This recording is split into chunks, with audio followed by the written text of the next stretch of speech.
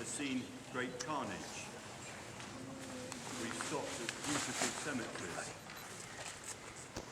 and we see this paradox of peace and serenity coming out of war and violence. That those who died terrible deaths now rest in peace. So we've come to yet another beautiful place, stark and poignant in its reminder of what has happened. And we remember not just those who died in this war, but those who are dying now in our war, and those who mourn for them now.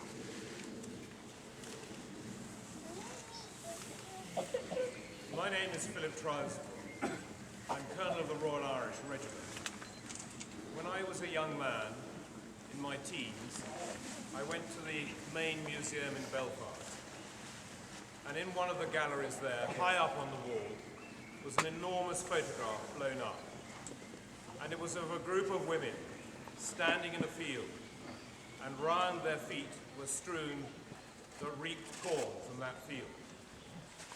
And the title on the photograph was Gathering in the Harvest, Thiepval, County Antrim, August 1916. And cynically as a teenager, I looked at this photograph and wondered why it was all these grim-faced women bringing in the harvest and there were no men present.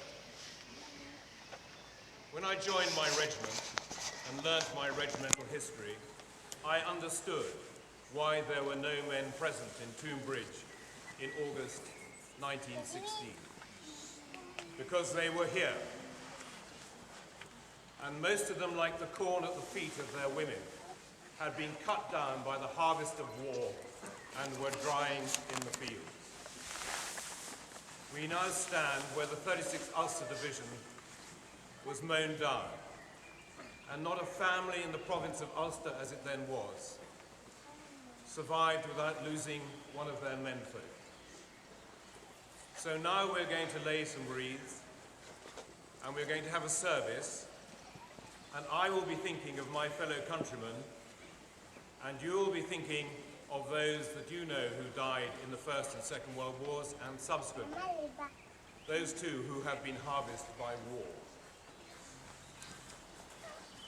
All the men in Northern Ireland and the South were volunteers because there was no conscription.